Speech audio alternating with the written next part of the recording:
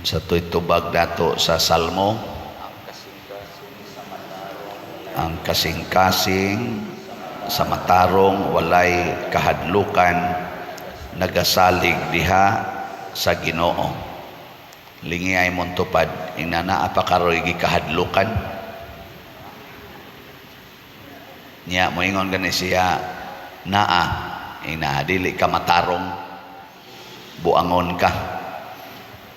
Mo na ngano man kay ang tinuod ang tao nga matarong naa sa Ginoo ang iyang pagsalig, gagamit siya sa hunahuna o kabubuton sa Ginoo, mo na iyang gisunod. Wala na jud kay kahadlukan. Mo na si Jesus giswayan siya og bitik pinaagi aning mga maalamon nga mga tao, pero ang plano aron i-prove nga siya sayop, nga siya nakabuhat og kalapasan. Dili matrap si Jesus, relax ra kaayo. Iyarang giingnan ang isyo, mubayad batag buhis sa gobernador sa Roma, kay under man sila sa Roman Empire na control atong panahona. Ingon de Jesus, ihatag ngadto sa emperador kanang iya sa emperador. Nya unsa may iya sa emperador, siya kanang kwarta gitatakan manas naong sa emperador. Di pasabot iya na ihatag, pero ihatag sa Dios ang iya sa Dios. Hibuong sila. Bekon ikay ako rong sultihan ana, ihatag sa atong gobyerno ang iya sa gobyerno, ihatag sa simbahan ang iya sa simbahan. Unsaon man ninyo pagsabot? Sabot mo na. Dili. Nawa di bawa gyud mo iklaro. Ihatag sa gobyerno ang iya sa gobyerno, ihatag sa simbahan ang iya sa simbahan. Nya moingon din ang uban, separation of church and state. Na mao to akong usas example nako kadtong pari nga nakasala kuno sa iyang giwali na ay nasakitan, offending religious feeling, na may balaod ang gobyerno ana nga mo-offend gani kag feeling of someone, makonsider man tingali na og kuan gihapon abuse. Gidakop dayon ang pare niya. Og ato nang sundon ang giingong Kristo, ihatag sa emperador ang iya sa emperador, ihatag sa Dios ang iya sa Dios. Kinsa may nagpangulo sa simbahang Katoliko, ang Santo Papa. Yang ano man nga didto man gi-report sa korte sa gobyerno nga didto man to sila nasakitan sa simbahan panahos wali, didto unta to gi-report sa obispo nga mo'y representative sa Santo Papa. Una, pasabot nako, sundo nato ang balaod sa simbahan, nga sundon sa nato ang balaod sa gobyerno. Usahay mag-conflict man ni silang duha, kung saon man pagsulbad, kinsa may una natong sundon o magkabangi ning duha. Sama anang moingon ang balaod sa gobyerno, okay na ng same-sex union. Kanang babae ug lalaki, babae ug babae, lalaki ug lalaki magminyo, okay na na. Nya ang simbahan nagingon dili okay. Nakaron kinsa may sundon? Og ikaw usa ka Katoliko, sige kag simba, unsa may imong sundon ana? Nya unsaon naman pag-apply, ihatag sa gobyerno ang iyas gobyerno, ihatag sa simbahan ang iya simbahan. Ika ari ko sunod simbahan, unya naam sa kas gobyerno nagtrabaho. Yan, saong ron na nimo.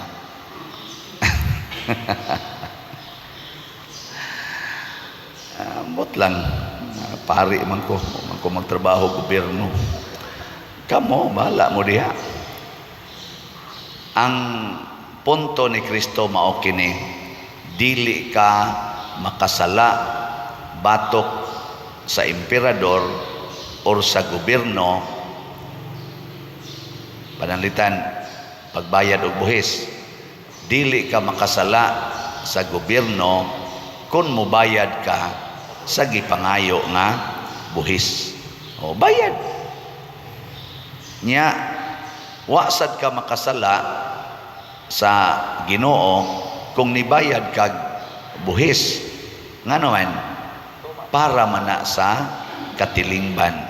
Sugo man sa Ginoo nga higugmaa ang imong isig katawo sama sa imong kaugalingon. O di naigo gyapon. So sa pagbayad nimo buhis, kinahanglan sa ngalan sa Ginoo. Nga karon kaning same-sex union, sao man na nimo pagsulbad? Gaman. Atong respetuhan ang gipakanaog nga balaod nga giagrihan sa atong gobyerno. Atong respetuan. Ilang masanang wisdom. Pero ato sang sundon ang atong balaod sa simbahan nga dili ta maghimo anang same-sex union. Di man sa tadakpon kung dili ta magminyo ay lalaki og lalaki, babae og babae. Dakpon day ka og wa mo magminyo ay pugson gid ay ako pare. Iminyo gid kong isig nako ka pare. Wa man say namugos ana. Ngano man dili na to sundon? Unya kitang tanang Katoliko dili ta mo sunod ana. Naa ang balaod atong respetuhan, pero di na to buhaton. Nya kay 85% man ta dinis Pilipinas, pananglitan lang bag mahitabo na sa Pilipinas, so pa mo na mahitabo. Di sa ato pa naa ang balaod, wa lang na to gamita.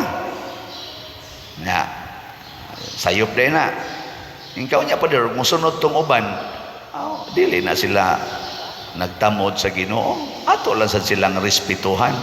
Total nagwali man ta nga usana kadakong sala batok sa Ginoo ang pagminyo sa imong isig ka babae or isig ka lalaki. Di man sa tamudakop nila og magminyo sila, di ba? Wa man tay police power, di man sa nato sila latuson, di man sa nato sila bitayon. Nganong mag-away man kita?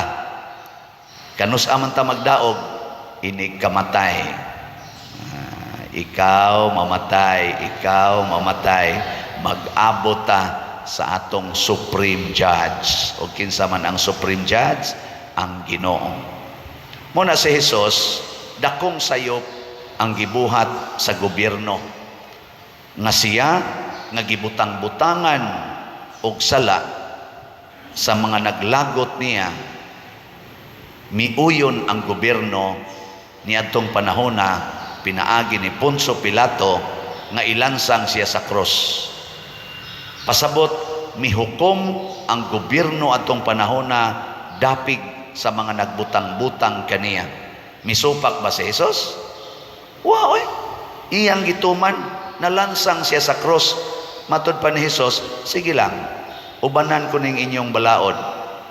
Kay balaod man. Naaman. Ug mohukom ang balaod, okay man. Pero ako ning buntugon inighuman akog kamatay, mabanhaw ko. Masyak unya mong tanan. Mao to. San Lorenzo Ruiz, balaod man to sa Japan, nga dili gyud maghimo og religious activities or kumpanya ang mga bisan kinsa, labi na gyud mga foreigners. Closed door man sila tong panahon na nanood man gyud sila didto. Gipatay sila, nisupak si San Lorenzo. Wa gyud ingnan pagani niya ang nagtorture niya nga bisag inyo pa ning balik-balikon og kanapo or usa ka libo ka higayon, ako ra gyapon ning isubmit. Nga naman, Nagtuo manggod ta og Ginoo. Nya unsa may giingos Ginoo? Dili mo mamatay, mabanhaw ra mo. Nya ato pa ginang hasulon. Mao na ang wisdom of God is far greater than the wisdom of man. Mao na itong iwali ang wisdom of God. Mutuo sila, okay. Og di sad mutuo, okay. Masuko sila sa atong pagwali, okay. Pero kita dili ta masuko nila. Ilang ibaliwa ang atong balaod, dili niya sundon ang balaod sa simbahan, okay. Pero atong respetuhan ang ilang balaod nga ilang gipaningkamutan, gigastuhan, gidiscuss og maayo nga ilang i-impose. Napte nangutanan nako pader kanang abortion, ma-approve naman gid niya dinhi sa atong nasod. Unsa may imong stand ana? Nako og ila ginang i-approve na man sa tay daghang ing Katoliko nga magbabalaod, mag-discuss man nagmaay sila, magbutasyon pag gid na sila. Og mudaog yun ang abortion. Ma-impose gyud ang ma-promulgated gina og ma-implemented ang abortion law. Sige lang.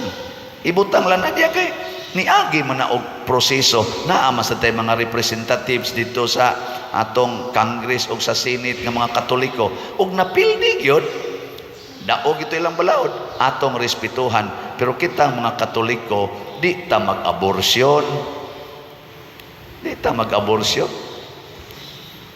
Kamo day mag-abortion day mo, yeah.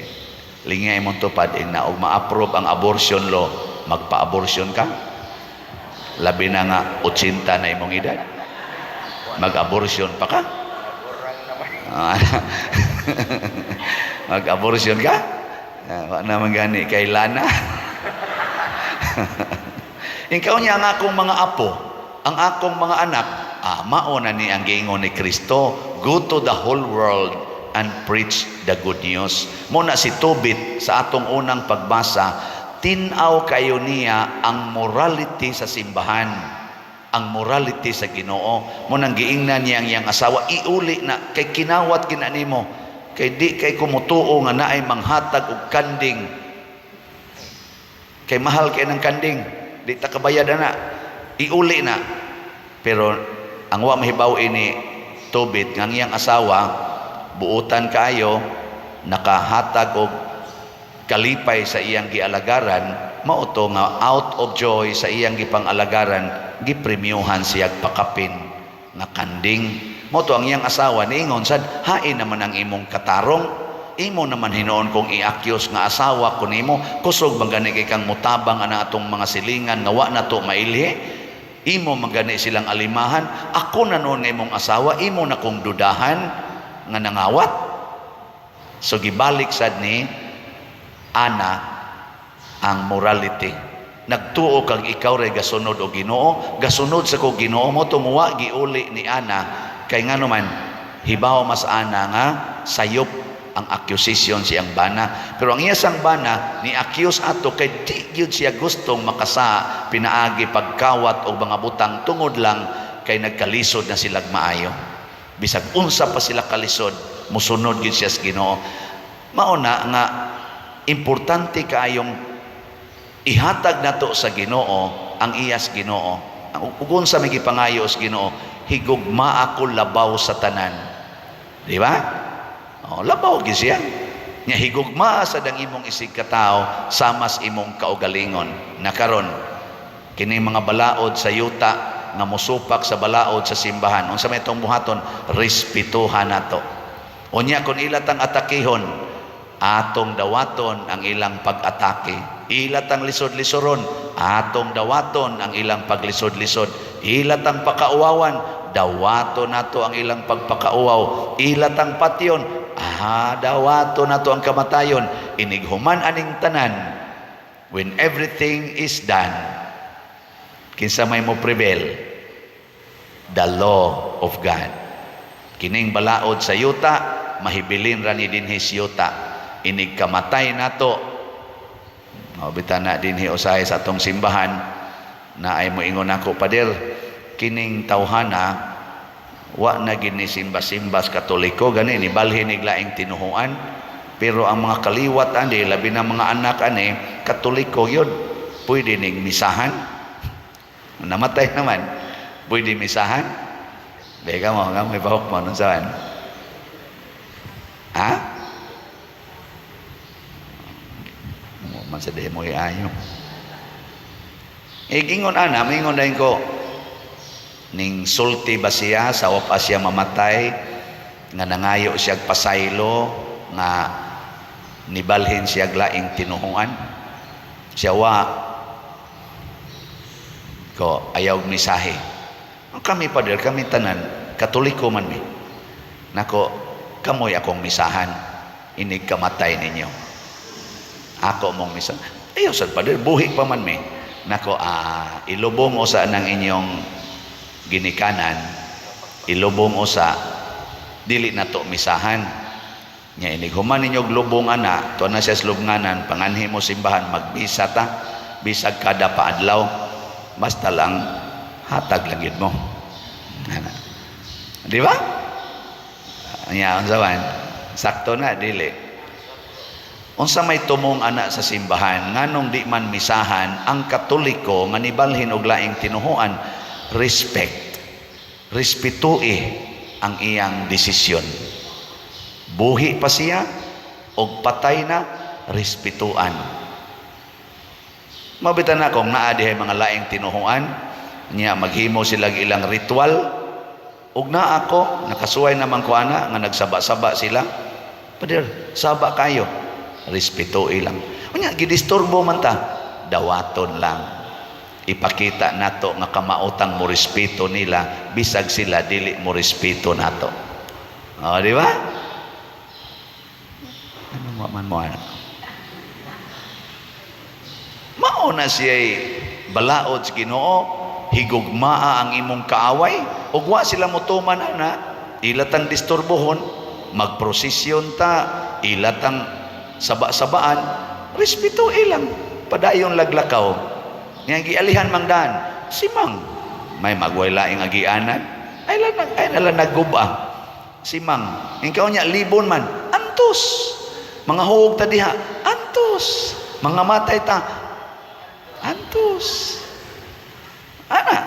ano man di ay isa digid madahan pa dir digid madag simang balik prosesyon mo balik raman sad na balik ka ato ka agila isdan nganong ato magyung awayon atong nananoy garambol kausa de garambol akong nakuyugan nga prosesyon kay ang pangulo sa prosesyon niingon ari ra diri tuyok nya ang katong uban nga mga magtotoo ipalahos ngadto sa unahan kay maoy naandan karon kay ang pangingon man gyud ang pari nga diha gyud kutob kay lain na dihang teritoryo lain na sad nga parokya ba niingon magitungon naanad mi diri naanad mura ingon ani ba ingon ani nga iyati sa una nya nahimutang parokya di na nay boundary di ba mag-away man ta na usahay ana oy ingon kami diri di mo sa mo ingon pari ayaw lagi kay lain na to nga kana ganing boundary sa lain na sa tong parokya niya ang taga dito kay nagdebosyon man aning ni ang Mother Paris pagliko dito sa prosesyon giatangan si iskina bunluton bitang karo gidagan bitaw nga tupadong way nakapugong gidagan ang karo sa taga dito ingon dayon ang kuan ingon dayon mga pastoral mga lay minister mga suko ingon dayon pare tayo mo pagkuhan anak ngilad kay tatanahon mupundo ta dinhi kay mubalik ra to ilang gidangan to pagbalik gikuha ingon ra sad thank you sige balik to human na malandong dayon ingon dayon pag evaluation gubot man sunod tuig kung siya tong buhaton ingon dayon tong pare mananghid lang ta sa laing parokya nga mulahos ta dito total na anda naman ginanato nga mulahos dito sa una nga wala pa ng parokyaha ug mo permit ang pare mulahos ta karon sige naglahos wala na magubot ana ra na kung ang imong banag ikuha gis imong silingan sige lang ihatag lang mubalik ra na mubalik kay bisan ko noon sa kataas sa prosesyon mubalik gina sa simbahan Pero usahay inigbalik, paralyzed na. Antos, atiman, anha gina mamatay sa imong mga bukton. Bisag di na nahapit kalitok mo gina, sorry. You are the only one. The only one. Hapakon tanoong ka nga. Dito kagikas-bikas. Pero antos antod ka mamatay. Og mauna ihatag ni Cesar pasabot respetuhi ang kalibutan sa iyang mga pamaagi apan unaha gyud pagtuman ang Ginoo. Kung mamatay ka og magantos tungod sa imong pagtuman sa Ginoo, gipaantos ka sa kalibutan kay wa makauyon sa imong pagsunod sa Ginoo, dawata lang. Og mauna si Kristo, mauna ang mga santos, mauna ang gibuhat sa atong mga santos sa simbahan. Hindog ta.